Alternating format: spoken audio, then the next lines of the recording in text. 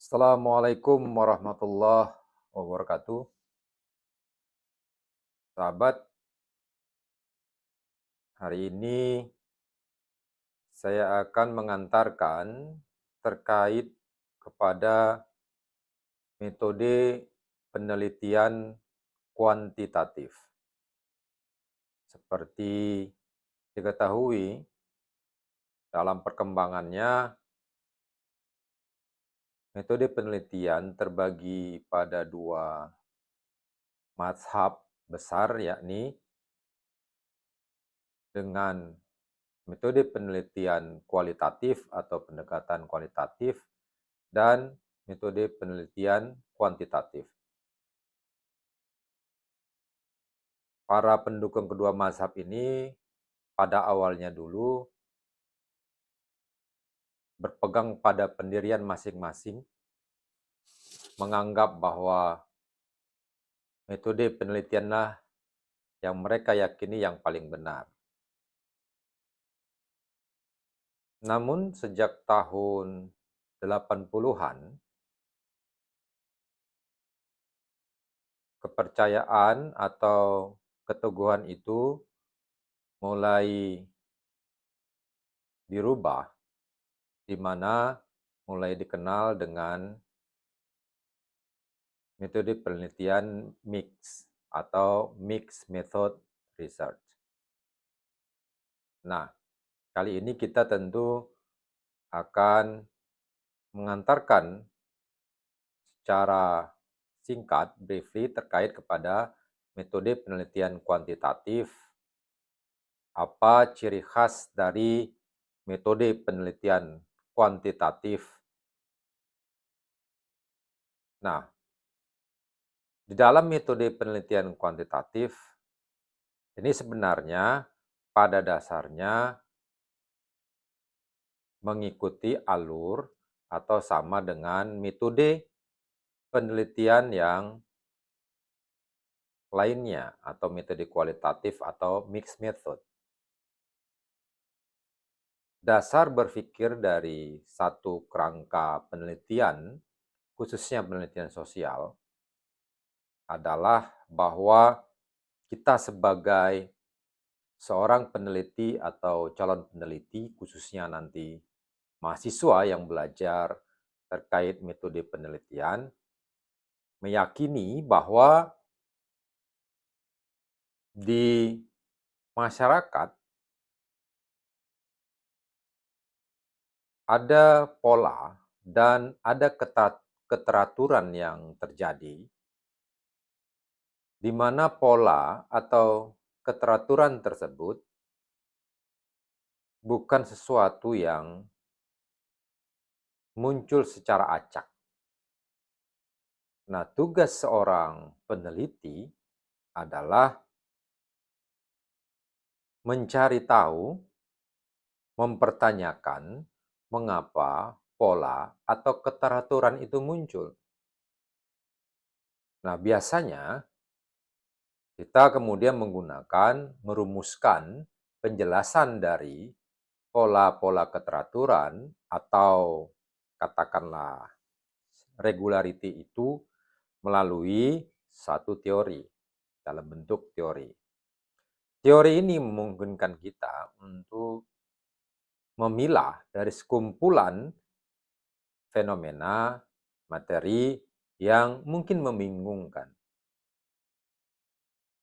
Nah, berdasarkan teori itu juga biasanya kita kemudian membangun hipotesa tentang hubungan-hubungan yang seharusnya ada dari penjelasan pola atau regularities itu atau keteraturan tersebut.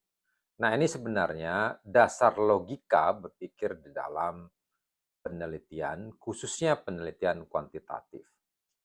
Di dalam penelitian kuantitatif menggunakan cara berpikir dengan model klasikal hipotetik deduktif, atau lebih dasarnya banyak menggunakan cara berpikir deduktif. Cara berpikir dari yang umum, kemudian dari teoritis umum itu diturunkan menjadi instrumen untuk melihat fenomena. Maka classical deduktif atau classical hypothetical deduktif itu juga basisnya sama. Dari teoritis diturunkan menjadi hipotesa-hipotesa. Maka alurnya biasanya adalah dari tema, rumusan masalah, kemudian dibangun teoritis, teoritis itu kemudian membangun hipotesa, hipotesa kemudian menjadi dasar untuk melakukan pengumpulan data, apakah melalui kuesioner ataupun observasi ataupun metode pengumpulan data yang lain. Ini adalah alur empirisismenya, kemudian baru dari proses itu dilakukan proses generalisasi secara empiris.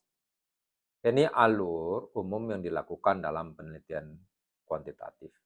Nah, bagi mahasiswa yang belajar penelitian kuantitatif, tentu pada awalnya akan mempelajari paradigma-paradigma, konsep, dan juga dasar-dasar dalam penelitian, dan kemudian khususnya kekhususan atau kekhasan dari penelitian kuantitatif. Setelah itu, tentu mahasiswa akan belajar terkait kepada bagaimana langkah-langkah di dalam melakukan penelitian kuantitatif. Langkah-langkahnya adalah contohnya bagaimana memilih tema, kemudian bagaimana cara merumuskan satu latar belakang masalah, kemudian bagaimana mengidentifikasi masalah, dan kemudian bagaimana cara merumuskan uh, tujuan dari satu penelitian, baru kemudian merumuskan tentang teori, konsep, dan kekhasan dalam penelitian kuantitatif, yakni terkait kepada definisi operasional, yang itu umumnya tidak didesain di dalam penelitian kualitatif.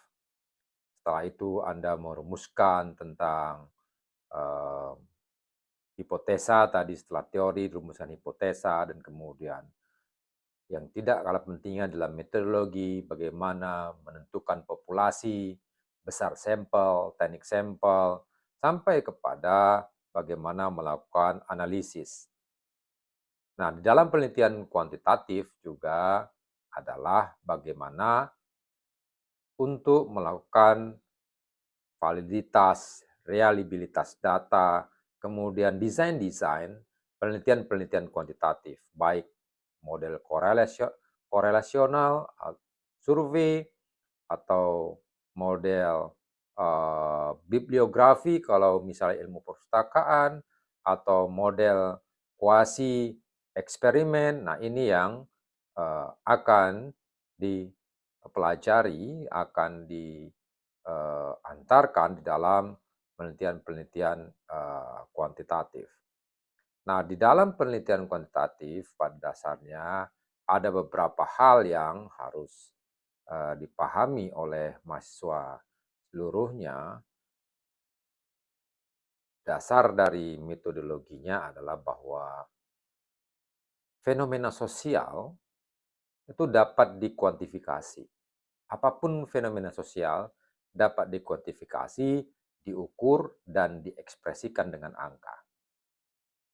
Begitu pula belief di dalam penelitian kuantitatif bahwa informasi data fenomena sosial tersebut diekspresikan dengan angka dan dianalisa dengan metode-metode statistik.